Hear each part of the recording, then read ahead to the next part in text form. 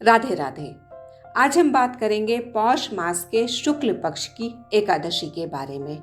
तो पौष मास की शुक्ल पक्ष की एकादशी को पुत्रदा एकादशी कहते हैं। ये पुत्रदा एकादशी सनातन धर्म में अत्यंत ही पुण्यदायी मानी गई है। यह व्रत विशेष रूप से भगवान श्री हरि विष्णु को समर्पित होता है और शास्त्रों में इसे संतान सुख प्रदान करने वाला व्रत कहा गया है। इस वर्ष 2025 में यह पावन एकादशी दिसंबर माह के अंतिम दिनों में पड़ रही है, इसीलिए इसे वर्ष की अंतिम एकादशी भी कहा जा सकता है।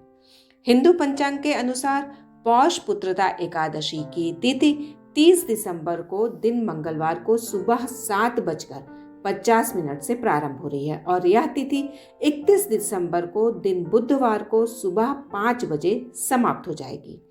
तो उदया तिथि के नियम के अनुसार क्योंकि एकादशी तिथि का उदय 30 दिसंबर की सुबह हो रहा है, इसलिए व्रत का पालन 30 दिसंबर दिन मंगलवार को ही किया जाएगा।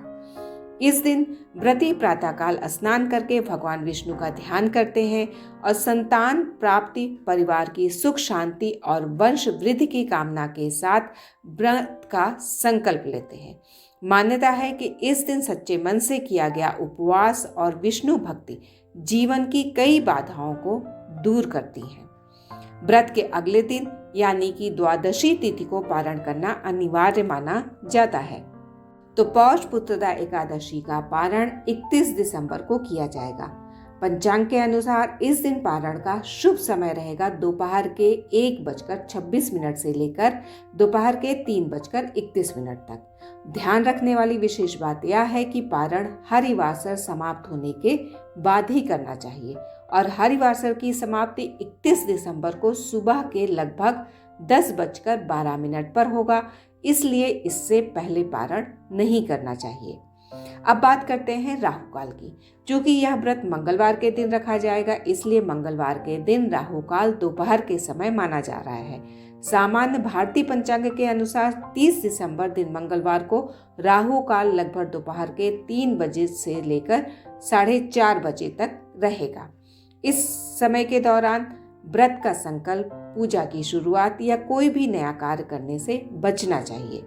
हालांकि राहु काल क्षेत्र के अनुसार थोड़ा आगे पीछे हो सकता है, इसीलिए पूजा प्रातः काल या राहु काल से पहले करना ही श्रेष्ठ माना जाता है।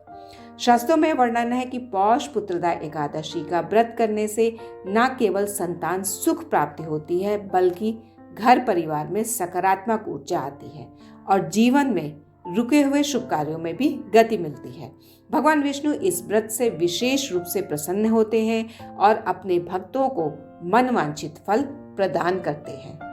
यदि आप भी अपने जीवन में संतान सुख, पारिवारिक शांति और भगवान विष्णु की विशेष कृपा चाहते हैं, तो पौष पुत्रदा एकादशी के इस पावन व्रत को श्रद्धा और विश्वास के साथ अवश्य करें।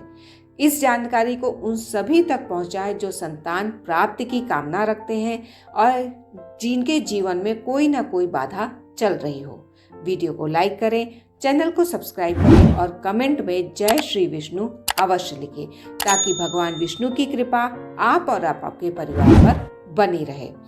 ऐसे ही शास्त्रों पर आधारित पवित्र व्रतों और दिव्य कथाओं के लिए हमारे साथ जुड़े रहिए। राधे राधे। हरे